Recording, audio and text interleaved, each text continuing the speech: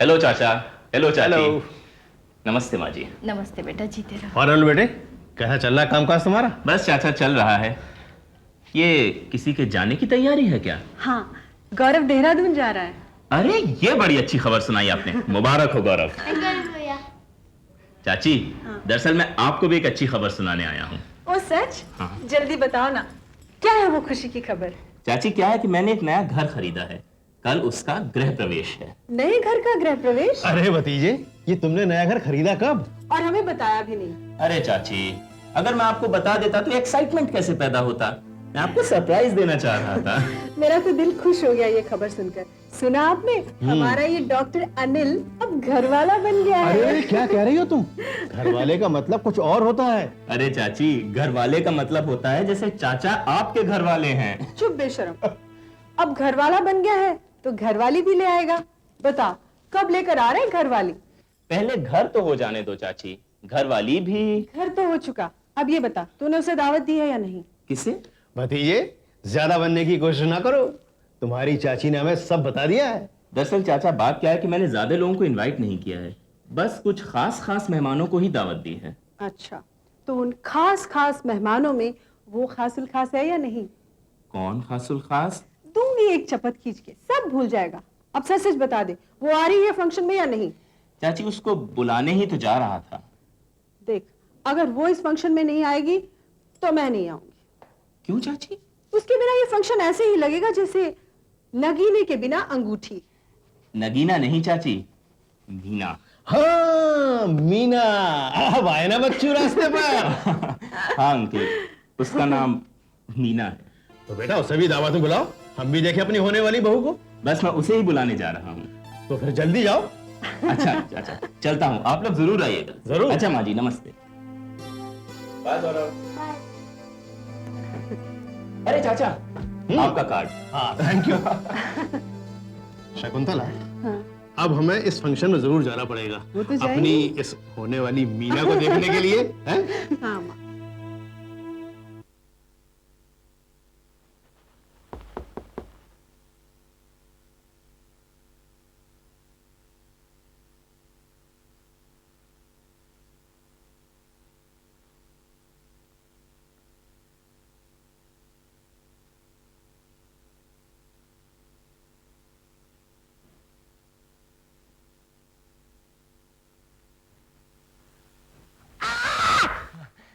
क्या ढूंढ रहे थे? कुछ खो गया है?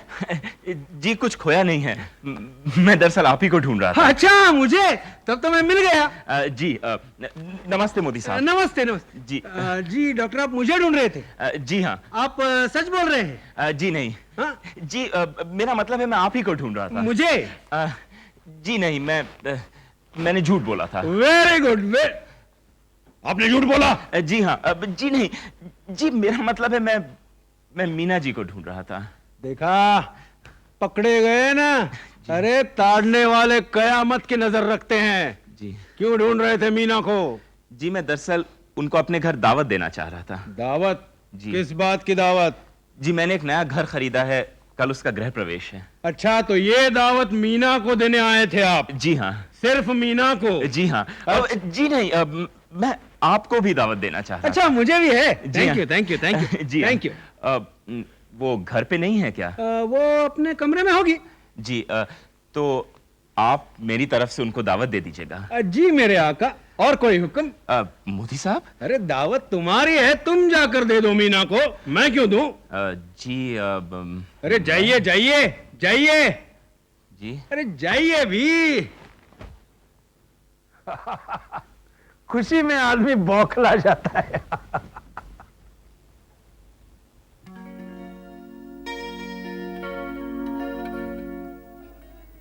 आंखें हो मेरी बंद तसव्वुर में किसी के, ऐसे में कोई छम से जो आ जाए तो क्या हो।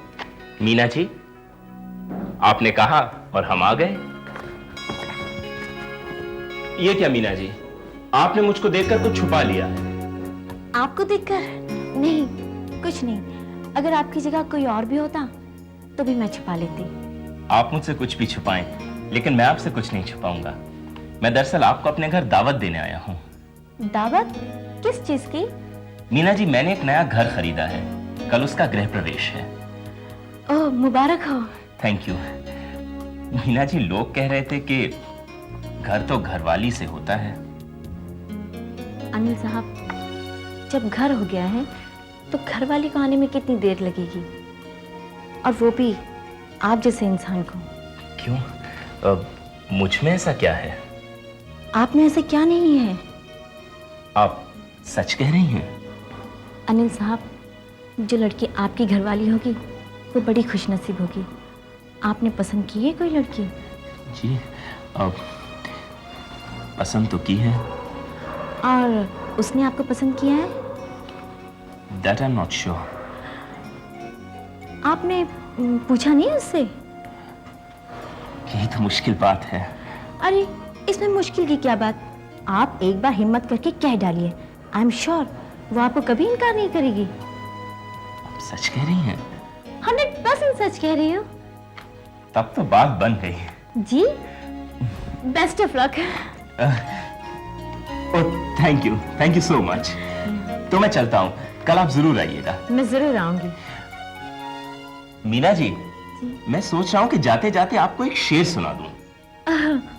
शेर सुनाइए। जी, तो वो अर्ज किया है। वाह वाह वाह, क्या शेर है। मोदी साहब, अभी तो मैंने शेर पढ़ा ही नहीं। अरे वही तो कह रहा हूं, जिस तरह से आपने कहा ना कि अर्ज किया है, उसी से मैं समझ गया कि बहुत खूबसूरत शेर है। वाह। अच्छा तो मीना जी, मैं चलता हूँ, कल आपका इंतजार करूंगा। जी जरूर। अरे भाई, सॉरी। ये दिन भर मुझे टकरा क्यों रहे हो? अब मोदी साहब, आज मैं टकरा नहीं रहा हूं, मैं दरअसल बहुत घबरा रहा हूं। ओह, टकरा नहीं रहा हूं, घबरा रहा हूं। वाह वाह, नया शेर बन गया। वाह, टकरा नहीं रहा हूं, घबरा रहा हूं। आइए आइए। शेर अर्ज किया। अच्छा, शेर। वो आए हमारे घर, खुदा की कुदरत है, कभी हम उनको कभी अपने सर को देखते हैं। वाह वाह वाह। मगर जनाब, आपने ये शेर गलत पढ़ा है। सर को नहीं, घर को देखते हैं। जनाबे वाला, मौके की नजाकत को देखते हुए मैंने इस शेर में तब्दीली की है। सर को इसीलिए देखते हैं कि आने वालों की ताजीम में सर झुका है या नहीं। आई बात समझ में? आ गई। मेरी समझ में अभी तक कुछ नहीं आया। हुजूर दोबारा मिलेंगे तो समझ में आ जाएगी। अच्छा मोदी साहब, नमस्ते, आइए आइए। नमस्ते नमस्ते। वाह, क्या शायर खड़ा किया है दरवाजे पर स्वागत के लिए। मुबारक हो। हेलो मीना, प्लीज कम इन, आइए। मुबारक हो। चुप।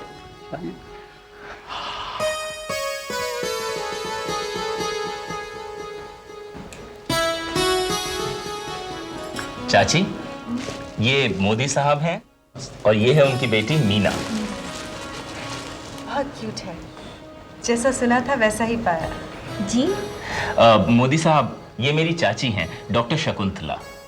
अरे भाई, तुम्हारे घर में कोई आदमी है भी या नहीं? जी मतलब?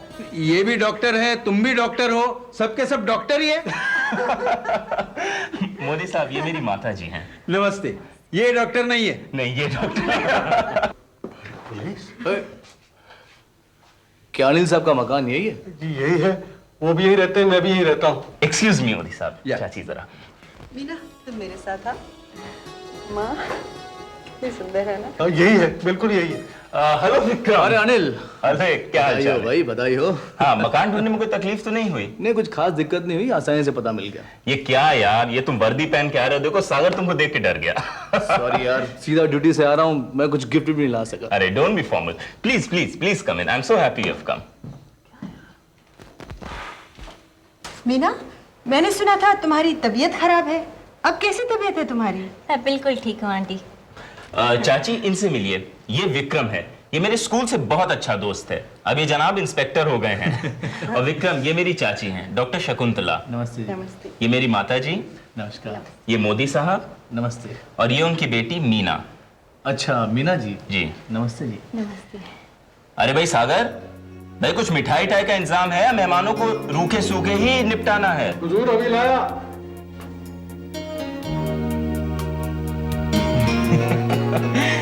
पहले मेहमानों को।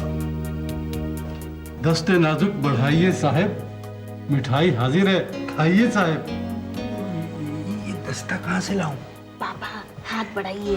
ओह अच्छा, आपकी हर बात शायरी में होती है। शायर जो है।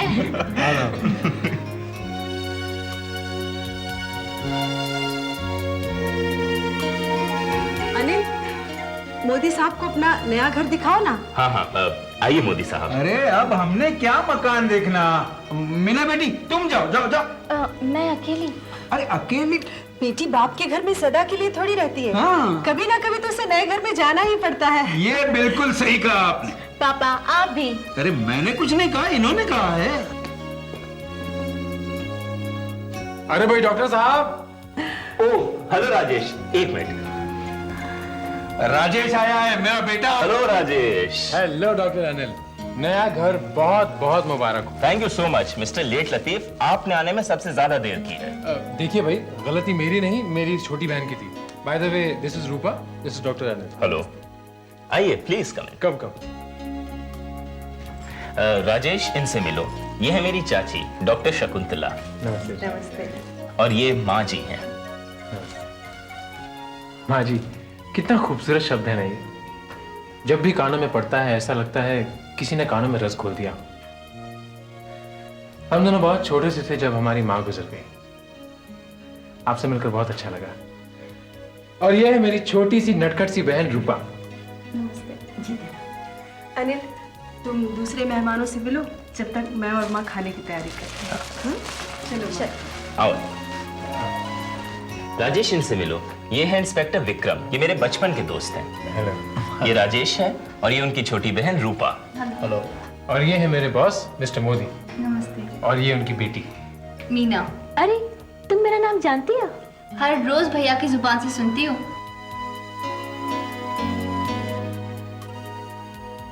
मीना जी, हम लोग चलिए मकान देखते हैं। चलिए। हाँ जाओ जाओ जाओ जाओ जाओ। एक्सक्यूज अस, आइए। देखो आप लोग आपस में बात कीजिए, मैं एक दो शेर सुन के आता हूं सागर से। Okay okay sir. और सुनाइए इंस्पेक्टर साहब, कैसे चल रहा है शहर का काम? वैसा ही है, कुछ खास बदला नहीं, सब कुछ वैसा ही है। मगर मैंने सुना है कि crime rate is increasing. Crime rate तो बढ़ गया है, लेकिन पुलिस का रेट भी बढ़ गया है। पुलिस का रेट? मैं कुछ समझा नहीं। अरे करप्शन हफ्ता वसूल करती है पुलिस। ये आपको कैसे मालूम? बहुत पढ़ा है पेपर में। लेकिन इसमें कसूर लोगों का नहीं, पुलिस का है। पुलिस वालों का क्यों है? क्योंकि देखिए ना, जुए के अड्डे, शराब खाने और स्मगलिंग, ब्लैक मार्केटिंग, सब क्राइम्स का पता होता है इनको, लेकिन ये रोकना नहीं चाहती। आपके हिसाब से पुलिस ये रोकना क्यों नहीं चाहती? क्योंकि उनकी इनकम बंद हो जाएगी ना। देखिए ऐसा नहीं है। ऐसा ही है। इसलिए मेरे नाना जी कहा करते थे कि पुलिस की दोस्ती चोरों के साथ और मास्टर की दोस्ती लड़कों के साथ। मतलब कि मास्टर की दोस्ती लड़कों के साथ और पुलिस की दोस्ती चोरों के साथ। काफी दिलचस्प है आपके नाना। विक्रम साहब, सिर्फ हमारा नाना ही नहीं, ये भी बहुत दिलचस्प चीज है। मीना जी, ये मेरे फ्लैट का एक और कमरा है। अच्छा है। इसे दरअसल मैं अपना बेडरूम बनाना चाह रहा था। सूर, ये कमरों की बात छोड़िए, दिल की बात कीजिए। अरे कैसे कहूं, वो तो मेरी कोई बात ही नहीं सुन रही। सुनेगी, मौका बहुत अच्छा है, आप बोलिए तो। कह दो। कह डालिए।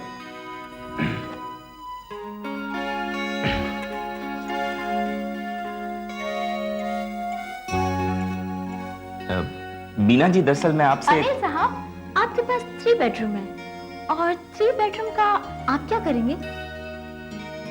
जी 3 बेडरूम है तो जिधर दिल चाहेगा सो जाऊंगा। अच्छा। इसका मतलब ये है रूपा जी कि आपको पुलिस वालों से चिढ़ है? नहीं, चिढ़ तो नहीं है। इनफैक्ट मुझे पुलिस वाले तब अच्छे लगते हैं जब वो रोड साइड रोमियोस को पकड़ते हैं। क्या आपको किसी रोड साइड रोमियो ने छेड़ा है? ऐसा इत्तेफाक तो नहीं हुआ अभी तक जिंदगी में। अरे भाई, किसी की शामत आई है जो इसे छेड़े? रूपा जी, लोग भले ही आपकी बातों को मजाक में लें, लेकिन मैं आपकी बातों को मजाक में नहीं लूंगा। मैं आपसे फिर मिलना चाहूंगा। अरे तो इसमें कौन सी बड़ी बात है विक्रम साहब, जब जी चाहा घर आ जाइए। अगर आपको पकने का शौक है तो जरूर पकिए। इनका नाम रूपा है, नंबर 1 पकाऊ मास्टर। भैया विक्रम साहब बहुत समझदार लगते हैं, वो आपकी बातों में नहीं आने वाले। सच? अरे भाई चलिए, खाना ठंडा हो रहा है। चलिए विक्रम साहब। आप चलिए, लेडीज फर्स्ट। मीना जी, ये मेरे घर का किचन होगा। अरे हजूर, सब्जी भाजी की बात छोड़िए, दिल की बात कीजिए। क्या कह रहे हैं ये? ये कह रहे हैं कि मैं अपने दिल की बात कह दूं। तो फिर क्या डाली ना अपनी दिल की बात जो आपके दिल में है? वो बहुत हो चुकी बातें, खाना लग चुका है, ठंडा हो रहा है। चलिए, चलो मीना, चलिए। चलो। हुजूर, कहने को आपने सब कुछ कह दिया, सिर्फ दिल की बात नहीं। वो कहा है ना कि खोया हुआ शख्स पाता नहीं और गया वक्त फिर हाथ आता नहीं। सागर चुप।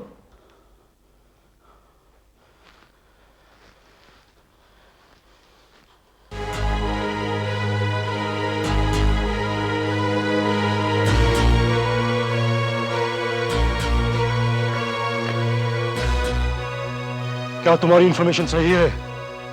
ठाकुर साहब, आपके कहने के मुताबिक मैंने आपके दामाद विनोद ठाकुर का पीछा किया। एक लड़की है जिसका नाम है अमिता। आजकल वो उसके चक्कर में पड़ा हुआ है।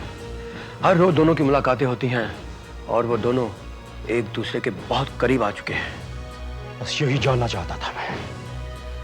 तुम अपना काम जारी रखो, उसके हर रोज की खबर मुझे मिलनी चाहिए। आप चिंता मत कीजिए, मैं 24 घंटे उन दोनों पे नजर रखूंगा।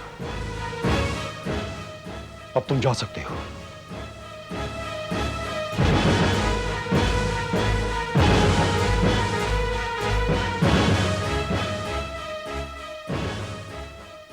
क्या देखा था तुमने विनोद में? तुम्हारे कहने पर ही मैंने ये रिश्ता पक्का किया था।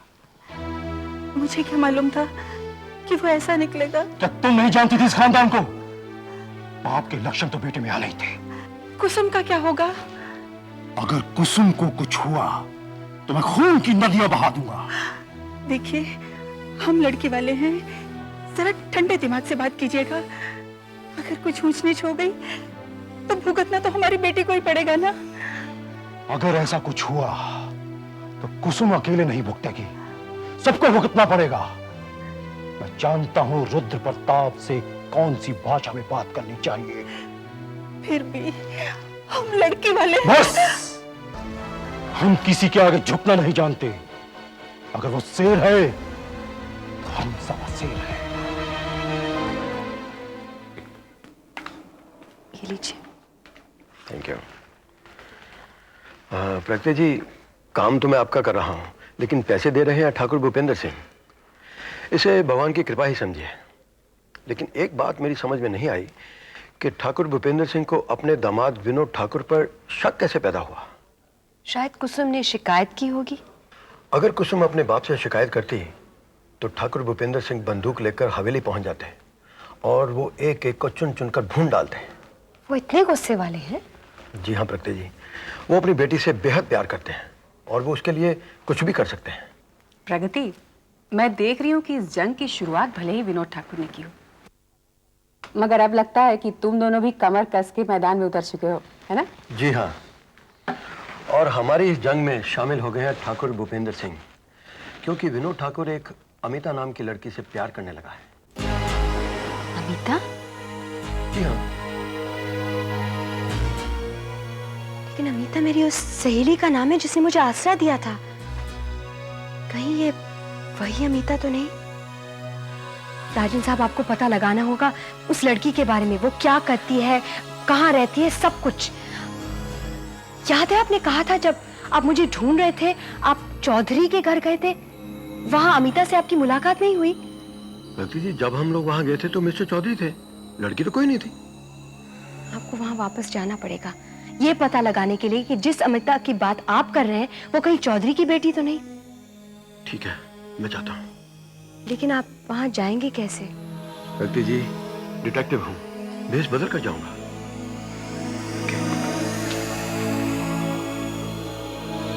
भाभी, ये विनोद ठाकुर बड़ा कमीना आदमी है। अगर ये वही अमिता निकली तो वो उसकी जिंदगी भी बर्बाद कर देगा। मेरी तरह। हो सकता है प्रगति, लेकिन इसमें तुम क्या कर सकती हो? मैं इस तबाही को रोक दूंगी। प्रगति, मैं देख रही हूँ कि इस जंग की शुरुआत भले ही विनोद ठाकुर ने की हो, मगर अब लगता है कि तुम दोनों भी कमर कस के मैदान में उतर चुके हो, है ना? जी हाँ, और हमारी इस जंग में शामिल हो गए हैं ठाकुर भूपेंद्र सिंह, क्योंकि विनोद ठाकुर एक अमिता नाम की लड़की से प्यार करने लगा है। अमिता? जी हाँ। लेकिन अमिता मेरी उस सहेली का नाम है जिसने मुझे आसरा दिया था। कहीं ये वही अमिता तो नहीं? राजन साहब, आपको पता लगाना होगा उस लड़की के बारे में, वो क्या करती है, कहाँ रहती है, सब कुछ। याद है आपने कहा था जब आप मुझे ढूंढ रहे थे, आप चौधरी के घर गए थे, वहां अमिता से आपकी मुलाकात नहीं हुई?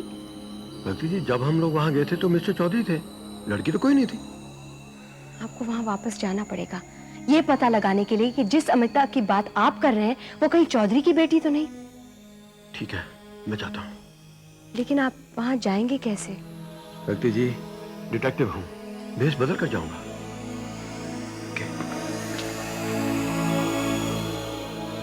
भाभी, ये विनोद ठाकुर बड़ा कमीना आदमी है।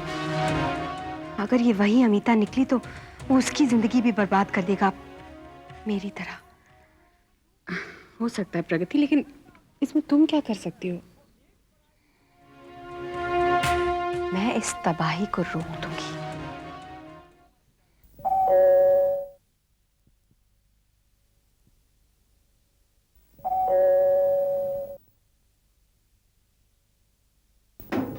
जी नमस्ते जी। नमस्ते। मैं प्यारेलाल हूँ, फाइनेंस ब्रोकर।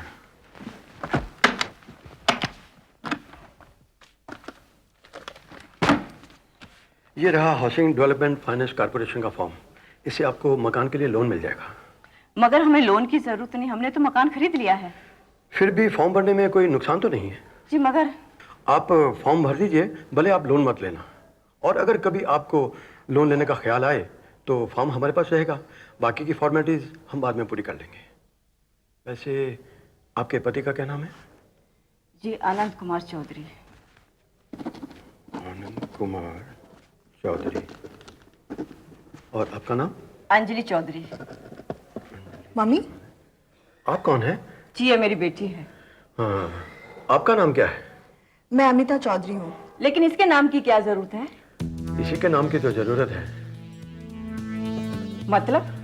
मतलब घर में जितने भी मेंबर हैं सबका नाम चाहिए। बेटी, मैंने इन्हें कहा हमें लोन की जरूरत नहीं, हमारा काम हो गया है। वैसे अंजलि जी, काम तो मेरा भी हो गया है। अब आप लोन लें तो भी ठीक है, अगर नहीं लें तो भी ठीक है। Thank you very much. दरवाजा बंद कर दे।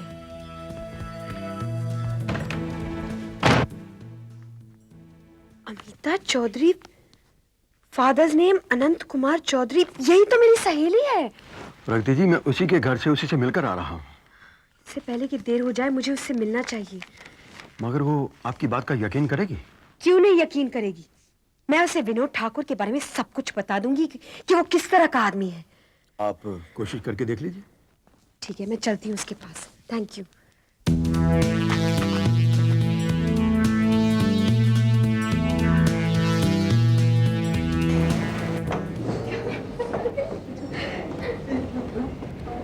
अमिता, मुझे तुमसे कुछ कहना है। मुझे तुमसे कोई बात नहीं करनी है। विनोद ठाकुर को तुम जानती हो? तुम जाओ, मैं आती हूँ। जानती ही नहीं, पहचानती भी हूँ। तुम उसे पहचानती नहीं हो। वो एक नंबर का कमीना और बदमाश है। न जाने कितनी लड़कियों की जिंदगी बर्बाद की है इसने। वो तुम्हारी भी जिंदगी बर्बाद कर देगा। हद हो गई तुम्हारे कमीनेपन की। तुम दूसरों को हंसते हुए नहीं देख सकती, जलती हो दूसरों की खुशियों पर, क्योंकि तुमने अपनी जिंदगी में सिर्फ ठोकरें खाई है ना। अमिता, तुम चाहे मुझे कुछ भी कह लो, लेकिन विनोद ठाकुर अच्छा आदमी नहीं है। वो इंसान नहीं, फरिश्ता है। उसने सारे वक्त में हमारी मदद की है। उसकी मदद एक लालच है, उसकी हमदर्दी एक धोखा है, उसका प्यार एक फरेब है। बंद कर अपनी ये मनहूस ज़बान, मैं कुछ नहीं सुनना चाहती। अमिता, प्लीज मेरी बात मान लो।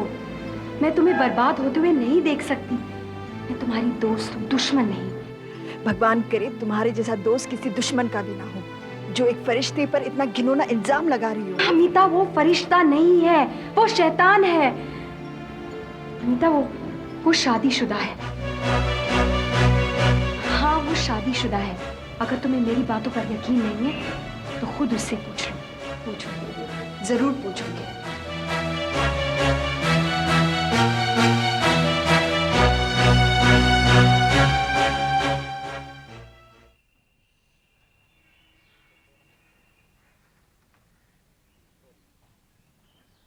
हाय, मुझे आने में देर तो नहीं हुई?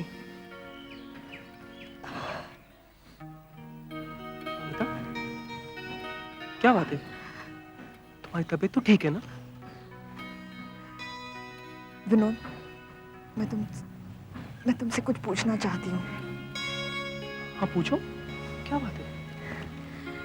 क्या तुम मुझसे सचमुच प्यार करते हो? ओ अमिता, अपने प्यार का यकीन दिलाने के लिए मुझे क्या करना पड़ेगा, बोलो? शादी करोगे? शादी? कब करना चाहती हो? तुम जो कह रहे हो वो सोच समझ के कह रहे हो ना? क्या हो गया है तुम्हें अमिता?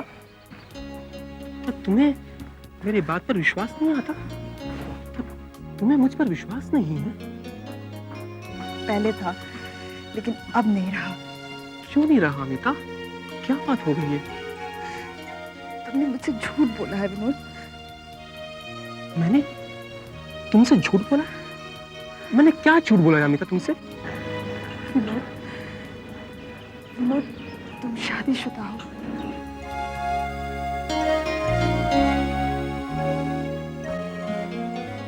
हाँ अमिता, ये मेरे जिंदगी का एक कड़वा सच है। मगर अमिता, मैंने तुमसे कभी झूठ नहीं बोला। मैंने तुमसे कभी कहा नहीं कि मैं शादीशुदा हूँ अमिता। ये सच मुझसे क्यों छिपाया तुमने? ठाकुर खानदान की परंपरा, बाबूजी का हुक्म, माँ जी के आज्ञा का पालन, इन सब बंधनों में बंधकर गया था। तो मेरी शादी एक ऐसी लड़की से की गई थी जिसे मैं जानता तक नहीं, पहचानता तक नहीं। एक ऐसी लड़की मेरे पल्लू बन गई थी जिसे मैं अपने दिल की बात नहीं कह सकता, अपने विचारों का आदान प्रदान तक नहीं कर सकता। बस एक रिश्ता था हम दोनों के बीच। सच बात तो यह है अमिता, मैं तन से भी कुंवारा हूं और मन से भी। तन्हाई और मायूसी की जिंदगी जी रहा था मैं। ऐसे में तुम मेरे जीवन में आई अमिता। मैंने अपना दिल, अपने जज्बात, अपना सब कुछ तुम पर निछावर कर दिया। मैंने रहा अमिता, मैं तुम्हें समा गया। अब मेरी जिंदगी और भी कठिन हो गई है। तुम्हारा भी विश्वास मुझ पर उड़ गया है। मुझसे गलती हो गई है अमिता, मुझे माफ कर दो। मैं तुम्हारे लायक नहीं हूं। अगर तुम मेरी जिंदगी से जाना चाहती हो तो चली जाओ, मैं तुम्हें रोकूंगा नहीं। मैं तुम्हें रोकूंगा नहीं अमिता। विनोद, मुझे माफ कर देना, मैं तुम्हें समझ नहीं सकी। थोड़ी देर के लिए बहक गई थी, किसी के बहकावे में आ गई थी। किसके बहकावे में आ गई थी तुम? मेरी एक कमीनी सहेली है प्रगति, उसकी।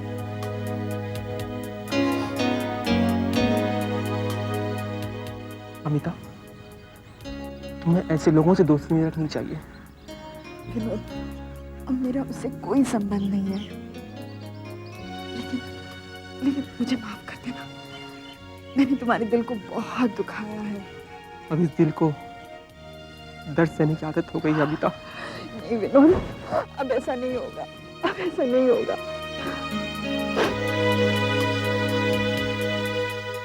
ठाकुर रुद्र प्रताप सिंह, ठाकुर रुद्र प्रताप सिंह। भूपेंद्र सिंह, अरे मेरे दोस्त, मेरे यार, आओ आओ। जब से समधी बने हो तब से तुम्हारे दर्शन होने ही दुर्लभ हो गए हैं। अरे दोस्त थे, कभी कभार आ तो जाया करते थे। अब तो तुम्हारे दर्शन होना ही मुश्किल हो गए हैं। चलो, बेवक्ती आना हुआ, आए तो सही। मैं बेवक्त नहीं, वक्त पर आया हूं ठाकुर। भूपेंद्र सिंह, सब खैरियत तो है? खैरियत ही तो नहीं है, इसलिए तो आया हूं यहां। मगर बात क्या है? सुनोगे तो तुम्हारे पांव तले से जमीन निकल जाएगी। मगर हुआ क्या? शहर में तुम्हारा बेटा विनोद ठाकुर किसी लड़की के साथ इश्क फरमा रहा है। ये क्या कह रहे हो भूपेंद्र सिंह? मेरा बेटा विनोद शहर जाता है कामकाज के लिए, लेकिन वो करता वही है जो मैं कह रहा हूं। भूपेंद्र सिंह, विनोद तुम्हारा दामाद है और अपने दामाद पर बिना जाने बूझे इल्जाम लगाना ठीक नहीं है। मैं बिना जाने बूझे नहीं, मैं पूरी छानबीन करके आया हूं ठाकुर। और जिस लड़की के साथ वो इश्क फरमा रहा है उसका नाम है अमिता। नहीं भूपेंद्र सिंह, ऐसा नहीं हो सकता है। मुझे विनोद पर पूरा भरोसा है। ये जरूर किसी दुश्मन की चाल है। तो क्या मैं तुम्हारा दुश्मन हूं? नहीं भूपेंद्र सिंह, तुम मेरे दुश्मन कैसे हो सकते? तुम मेरे समधी हो, मेरे दोस्त हो। दोस्त हूं, इसीलिए आया हूं। अगर सिर्फ समधी होता तो मैं तुमसे किसी और तरह से निपटता। ठीक है भूपेंद्र सिंह, मैं इस बारे में पूरी छानबीन करूंगा। आखिर ये मेरे बेटे की जिंदगी का सवाल है। तो क्या ये मेरी बेटी की जिंदगी का सवाल नहीं है? ये तुम क्या कह रहे हो? कुसुम हमारी बेटी की तरह है, हम उसे बेहद प्यार करते हैं। तसल्ली रखो, सब ठीक हो जाएगा। नमस्ते ठाकुर साहब। नमस्ते करण, नमस्ते। आओ करण, आओ। कोई खास बात करण? बात तो खास थी, लेकिन मैं बाद में आ जाऊंगा। बाद में क्यों? अभी कहो। ये फैक्ट्री के अकाउंट्स की फाइल है जो आपको दिखानी थी, और एक चेक है 2 लाख रुपए का जो विनोद भाई साहब ने इशू करा है। 2 लाख रुपए का चेक? किसके नाम? कोई अमिता चौधरी है। पेमेंट किस अकाउंट में दिया जाएगा ये उन्होंने बताया नहीं। इस पेमेंट को रोक दो, इस बारे में मैं विनोद से बात करूंगा। जी। तुम जा सकते हो। जी बेहतर।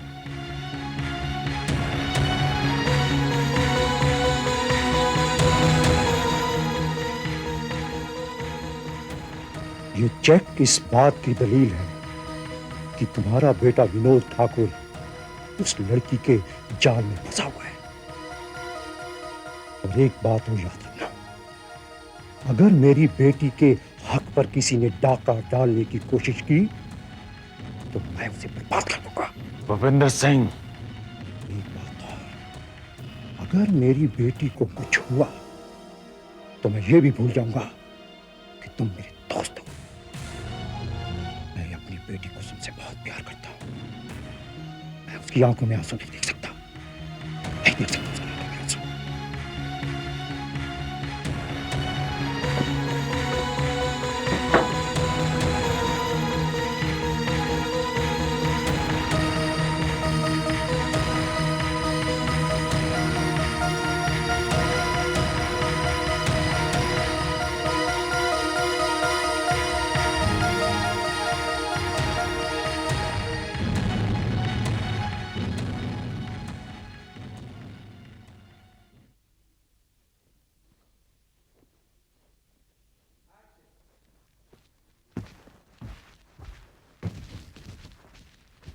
हेलो बाबूजी, हाउ यू? ये सब क्या है विनोद? क्या बाबूजी? ये अमिता कौन है? अमिता? हाँ हाँ, अमिता। बाबूजी, वो अमिता दीनदयाल इंडस्ट्रीज में काम करती है। वो दीनदयाल इंडस्ट्री में काम करती है, लेकिन तुम्हारा उसके साथ क्या रिश्ता है? बाबूजी, मेरा ताल्लुक कुछ भी नहीं उसके साथ। विनोद, तुम झूठ बोल रहे हो। नहीं बाबूजी, मैंने आपसे कभी झूठ नहीं बोला।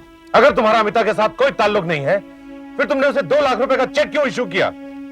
बाबूजी, मुझे उसे देने थे। देने थे? मगर क्यों? उसने हमारे डील में काफी मदद की बाबूजी, और हर तरह से मदद कर रही वो हमारी। और फिर वो अधिकारी के साथ घरेलू संबंध है उसका। हमें लाइसेंस भी दिलवा रही है बाबूजी। इतना बड़ा काम कर रही है वो हमारा, और इतने बड़े काम के लिए क्या 2 लाख रुपए बहुत ज्यादा है? बस यही रिश्ता है तुम्हारा उसके साथ? जी बाबूजी, यही रिश्ता है मेरा। ये बात किसने उड़ाई?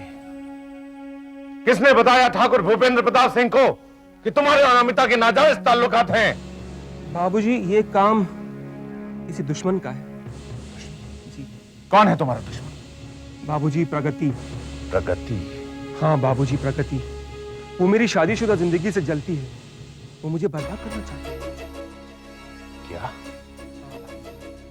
वो मुझे चुनौती देकर गई थी। चुनौती तो उसने मुझे भी दी थी बेटे। उसके पर निकल आए हैं बाबूजी। वो मेरी दुश्मनी नहीं, बल्कि इस हवेली की भी दुश्मन है। तुम फिक्र मत करो बेटे, उस लड़की को मैं इस हवेली की दीवारों में जिंदा चुनवा दूंगा। अब ये काम तुम मुझ पर छोड़ दो। बाबूजी, वो अमिता का चेक। उसका पेमेंट करवा दो। जी बाबूजी, थैंक यू।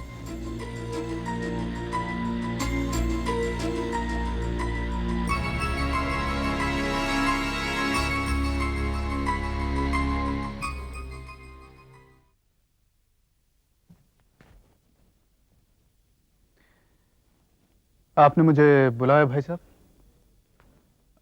विनोद साहब,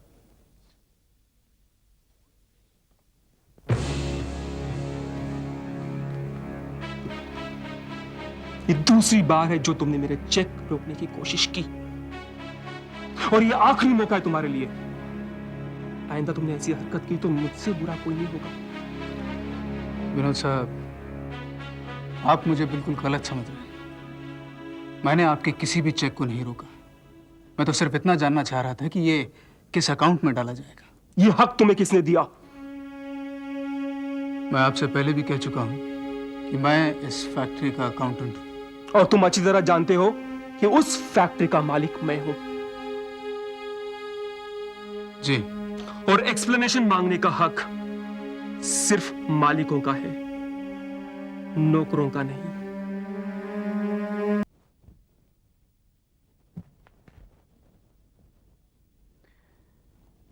आपने मुझे बुलाया भाई साहब? विनोद साहब,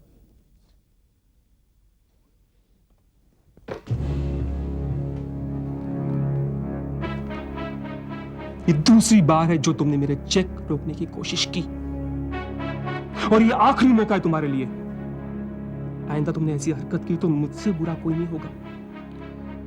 विनोद साहब, आप मुझे बिल्कुल गलत समझ रहे हैं। मैंने आपके किसी भी चेक को नहीं रोका। मैं तो सिर्फ इतना जानना चाह रहा था कि ये किस अकाउंट में डाला जाएगा। ये हक तुम्हें किसने दिया? मैं आपसे पहले भी कह चुका हूं कि मैं इस फैक्ट्री का अकाउंटेंट हूं। और तुम अच्छी तरह जानते हो कि उस फैक्ट्री का मालिक मैं हूं। जी। और एक्सप्लेनेशन मांगने का हक सिर्फ मालिकों का है, नौकरों का नहीं। लेकिन विनोद साहब। मिस्टर करण, हर इंसान का एक लेवल होता है, उसकी एक हद होती है। मालिकों की अलग और नौकरों की अलग। विनोद साहब, आपको मुझे यह बार बार बताने की कोई जरूरत नहीं। मैं जानता हूं कि मेरी औकात क्या है। तो फिर अपनी औकात में रहो। मिसाल के तौर पर एक कहानी सुनाता हूं। एक बिल्ली चोरी का दूध पीकर अंगड़ाई लेती है और अपने साए को देखती है, जो कि बहुत बड़ा होता है। वो सोचती है, मैं इतनी बड़ी हूं और मारती हूं चूहे, मुझे तो शेर की तरह बकरी को मारना चाहिए। वो बकरी की तलाश में निकलती है। सूरज चढ़ता है और धीरे धीरे उसका साया कम होता जाता है। वो कहती है, मुझे बकरी नहीं, खरगोश मारना चाहिए। वो खरगोश की तलाश में निकलती है। फिर सूरज चढ़ता है, उसका साया कम होता जाता है और फिर वो अपनी औकात में आ जाती है। वो कहती है, मेरी औकात तो सिर्फ चूहे मारने की है। लेकिन विनोद साहब, मैं shut up! This is the final warning to you. दोबारा तुमने ऐसी हरकत की तो मैं ये भूल जाऊंगा कि तुम मेरे बाबूजी के दोस्त के बेटे हो। Is that clear? Get out! Out!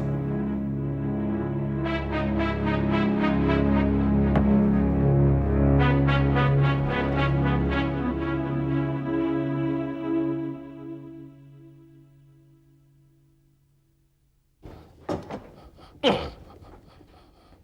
परदेसी, एक बात सुने हो? अरे तुम्हारी बातें सुनते सुनते तो मेरे कान पक गए भाई। अरे मैंने कुछ कहा ही नहीं अभी, तुम्हारे कानों पक गए ससुर। और क्या, सारा दिन तुम बकवास करते रहते पंडित। जब मैं रात को सोने को जाता वहां पे भी तुम्हारी बकवास मेरी काना में घूमती रहती। देखो परदेसी, हमारे आत्मसम्मान को ठेस पहुंचाओगे तो हमको बहुत बुरा लगेगा। पंडित जी, मैंने आपके कौन से आत्मसम्मान को ठेस पहुंचा दी भाई? अरे ससुर, हम कोई अपनी आत्मकथा नहीं सुना रहे हैं तुमको। हवेली में जो हुआ है वो बता रहे हैं। हवेली में आज नया बखेड़ा शुरू हुआ है। कौन सा बखेड़ा शुरू हो गया? अब जाओ, नहीं बताते। देखो पंडित जी, आप गुस्सा थूक दो भाई। अब तो बताओ कौन सा बखेड़ा खड़ा हो गया? जानते हो, छोटे ठाकुर ने उस शहर वाली को 2 लाख रुपए दिया है। ऐसा? कौन सी शहर वाली भाई? अरे भाई, कोई नया शिकार है। भूपेन ठाकुर अपने ठाकुर साहब से कह रहे थे। ऐसा? तो ठाकुर साहब क्या बोले? अरे क्या बोलेंगे, अपने बेटवा का पक्ष ले रहे थे।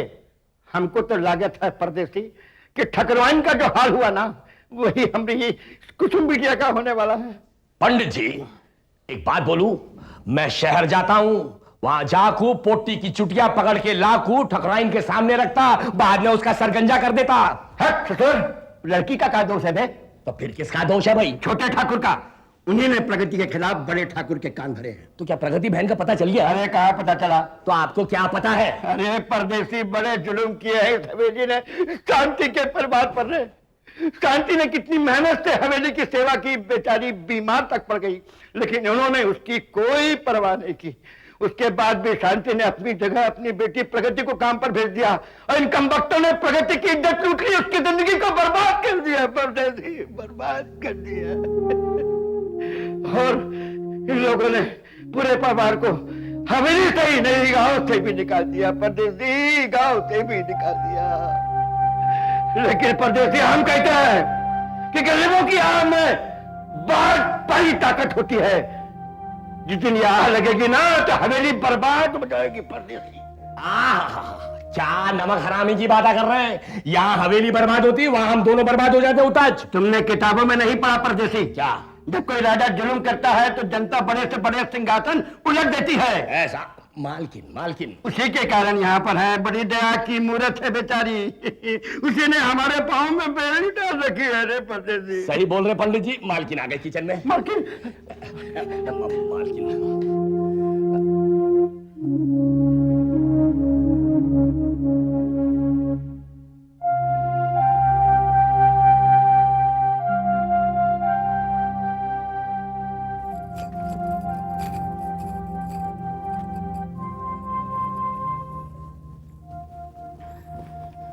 माँ जी। कुसुम, तुम?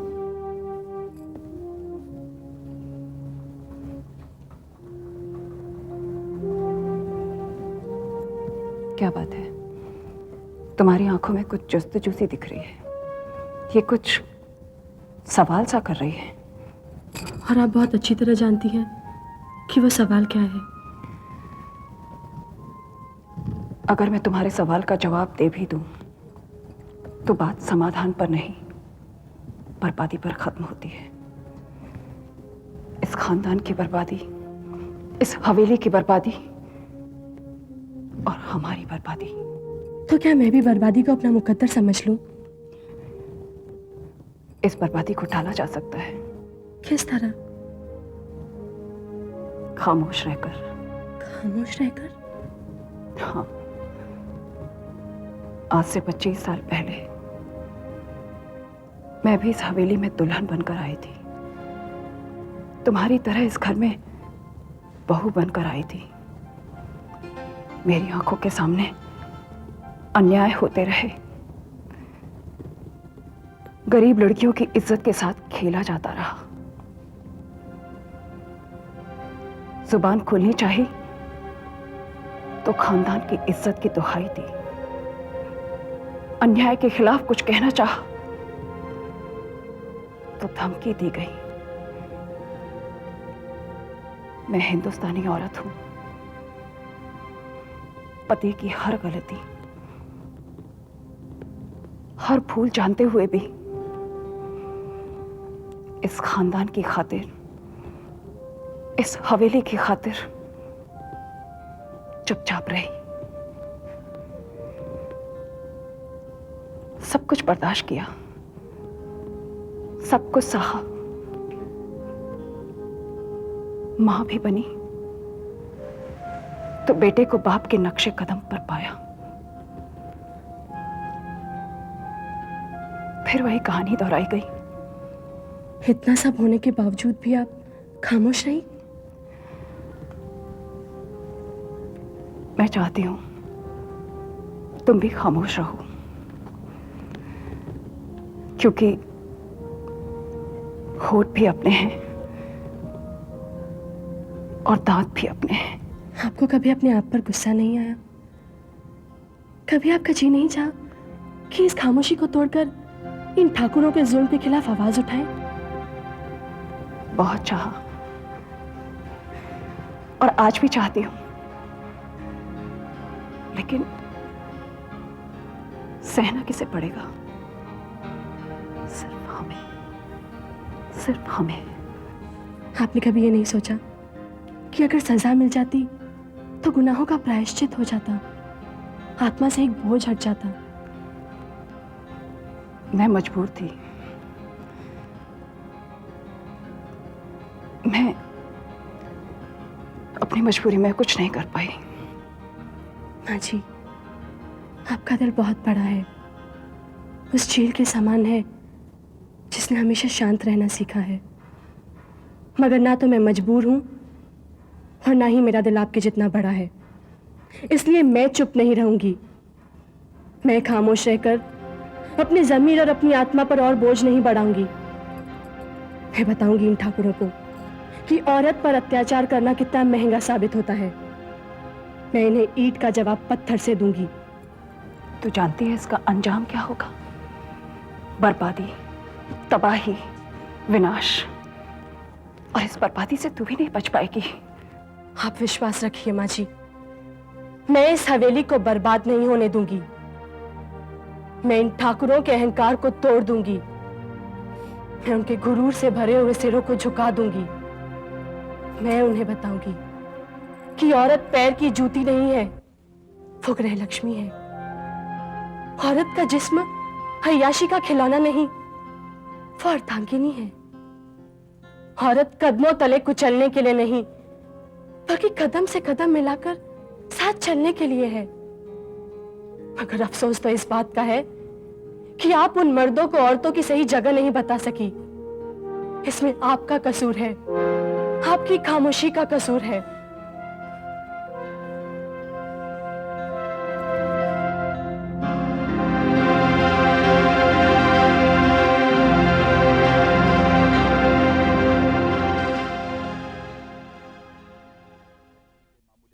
सुनो मिस्टर करण, तुम मेरे बाबूजी के दोस्त के बेटे हो, मेरे भाई जैसे हो मगर भाई नहीं। इस तरह मुझे फैक्ट्री में भाई साहब कहने की कोई जरूरत नहीं है। सब मुझे छोटे ठाकुर कहकर पुकारते हैं और तुम भी मुझे छोटे ठाकुर ही कहकर पुकारोगे। Is that clear?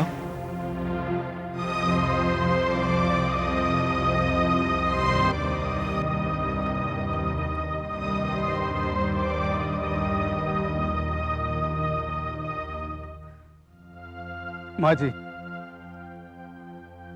अगर मैं आपके एहसानों को गिनने की कोशिश करूं तो शायद ये जन्म कम पड़े।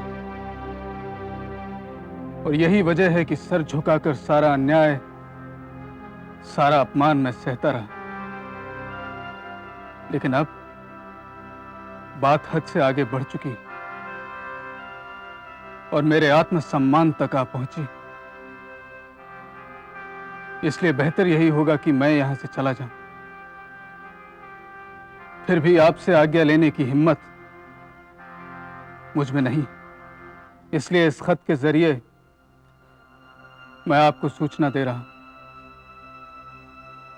उम्मीद है कि आप मुझे माफ कर देंगे। आपका आज्ञाकारी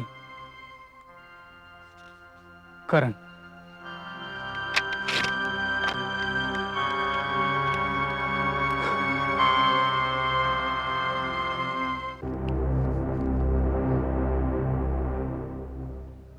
कुसुम जी, आप इस वक्त?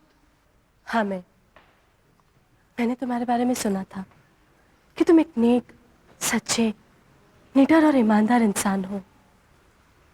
इस हवेली में जो कुछ भी हो रहा है उसे रोकना ना तो माँ जी के बस की बात है और ना ही मेरे। हमने तो अपने दिलों को मारकर अपने होठ सी लिए हैं। मगर तुम में हिम्मत है अन्याय के खिलाफ लड़ने की, जुल्म के खिलाफ कुछ कहने की, और तुम्हारी इसी हिम्मत को देखकर हमारे खामोश होठ फिर से कुछ कहने के लिए बेचैन हो उठे। हमारे गिरते हुए मनोबल को एक सहारा मिल गया था। मगर तुम्हारे जाने के बाद हमारे खामोश होठ खामोश ही रह जाएंगे, हिम्मतें टूट जाएंगी, हौसले फस्त हो जाएंगे और मनोबल गिर जाएगा। कुसुम जी, इंसान तब तक जीता है जब तक उसका ज़मीर जिंदा है, उसकी अंतरात्मा जिंदा है। जुल्म के खिलाफ आवाज उठाना, सच्चाई को बेनकाब करना हर इंसान का पैदाइशी हक है। लेकिन यहां पर मैं अपने इस हक को इस्तेमाल नहीं कर सकता।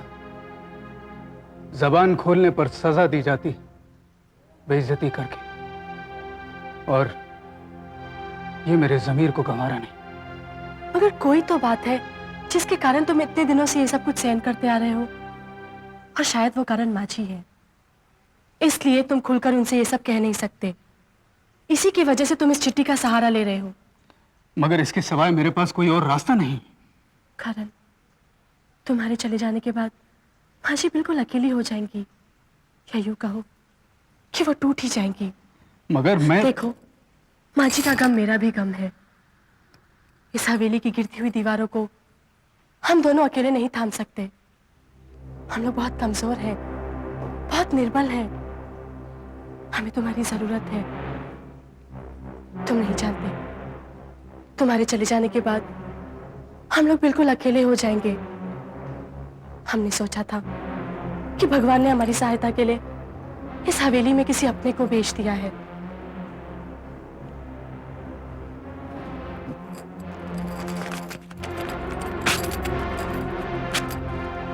फिर भी अगर तुम अपने आप को गैर समझते हो तो बेशक यहां से जा सकते हो, लेकिन अगर तुम्हारे दिल में हमारे लिए थोड़ी भी जगह है तो फिर कभी ऐसा मत करना, कभी नहीं।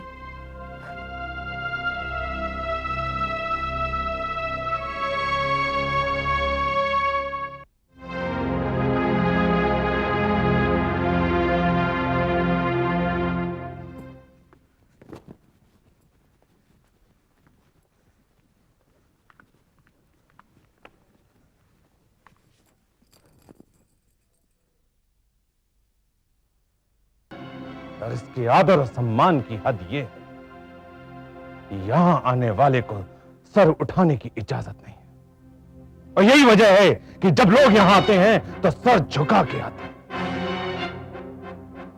यहां का इंसाफ दलीलों पे नहीं बल्कि हमारे हुक्म पर किया जाता है। हमारा हुक्म ही हमारा इंसाफ है। हवेली की कीमत हीरे जवाहरात नहीं, हमारी औरतों की आबरू। हमारी औरतों की तरफ जो आंख उठा के देखता है उसकी आंखों की रोशनी छीन ली जाती है। जो हाथ उसकी तरफ बढ़ते हैं वो बदन से अलग कर दिए जाते हैं। जो कदम उसकी तरफ उठते हैं वो कदम काट दिए जाते हैं। मशहूर है कि ठाकुरों ने औरतों की इज्जत की खातिर अपने सर कटवा दिए। इतिहास साक्षी है कि अपनी आबरू बचाने के लिए हमारी स्त्रियों ने आग को गले लगाकर सती प्रथा को जन्म दिया। मगर आज हमारी आंखों ने हवेली की इज्जत को बाहर निकलते देखा, एक अनजान आदमी से मिलते देखा। पूछ सकता हूं कि तुम करण के कमरे में क्यों गई थी? सुनना चाहता हूं तुम्हारा जवाब। बहू, तुम्हारी खामोशी। मेरी खामोशी इस हवेली की इज्जत और आबरू की जमानत है। अगर मेरी खामोशी टूट गई तो वो सारी मुर्गा खानियां फिर से जिंदा हो जाएंगी जो इज्जत और आबरू का कफन पहने इस हवेली की बुनियादों में दफन है। अगर मेरी खामोशी टूट गई तो उस राज से भी पर्दा उठ जाएगा जो इस हवेली के माथे पर कलंक बनकर लगा हुआ है। मेरा जवाब नहीं, बल्कि एक सवाल होगा जिसका जवाब आपको देना होगा बाबूजी। मुझ पर शक की उंगली उठाने से पहले आप ये देखिए कि इस वक्त आपका बेटा कहाँ है। उस आंधी की तरफ देखिए जो इस हवेली के इर्द गिर्द मंडरा रही है। उस तूफान की तरफ देखिए जो इस हवेली की इज्जत और आबरू मिटाने के लिए अपना सर उठाए खड़ा है। अगर आप मेरा जवाब ही सुनना चाहते हैं तो सुनिए, मेरे कदम इस हवेली की बर्बादी के लिए नहीं, बल्कि इस हवेली की इज्जत बचाने के लिए उठे थे।